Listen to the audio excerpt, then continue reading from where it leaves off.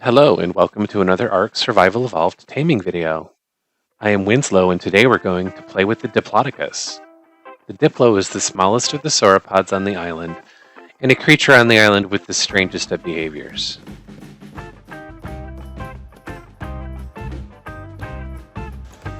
It can be found in many of the hills, forests, and river areas around the island. While considered the friendliest of creatures on the Ark, it might also be the dumbest. It seems to have no sense of self-preservation. It engages in play with survivors and other creatures, giving gentle headbutts.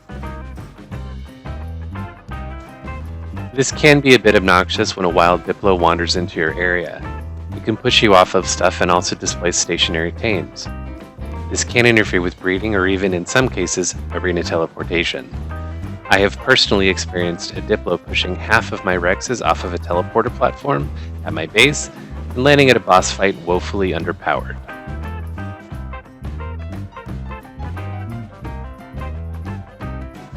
There are two ways to tame a Diplodocus, and I like to combine them. First, there is a passive tame with regular kibble. Just put the kibble on your 0 slot and approach and feed. But be wary, the Diplo will turn around and play with you. It will give you playful headbutts and chase you around, but this can be dangerous because it can push you into danger. There is a considerable time difference between the first and second feeding, as much as 20 minutes. After the second feed, you will need to let it push you around a bit. If you don't let it headbutt you, the taming process will reset and so will its hunger. I like to combine the passive and knockout methods. Engage the taming process and wait about 5 minutes. While it's walking around, it will drain hunger. Then just knock it out. It will fall asleep hungry, and you will be able to tame it up pretty quickly once you finally give it food.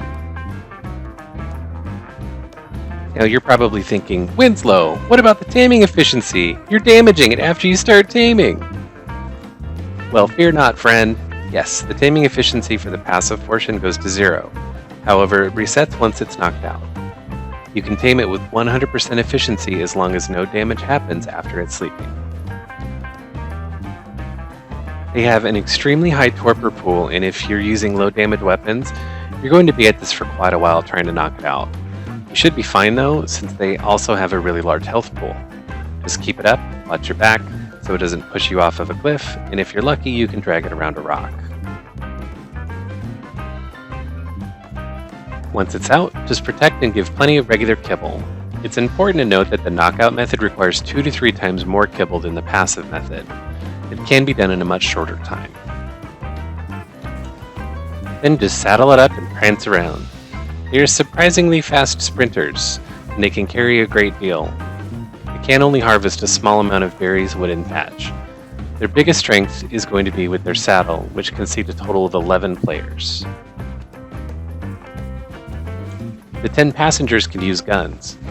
You can do drive-bys on other tribes or large predators, like gigas. I'm curious to see what it would be like to run down the tech cave.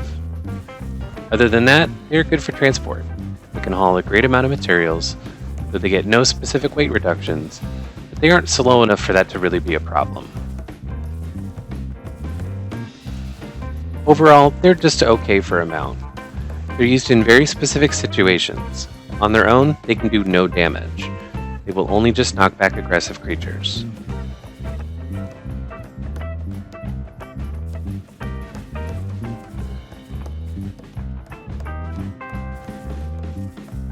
Thanks for watching this ARK Survival Evolved taming video. I am Winslow, and if you found this guide helpful, please consider leaving a like.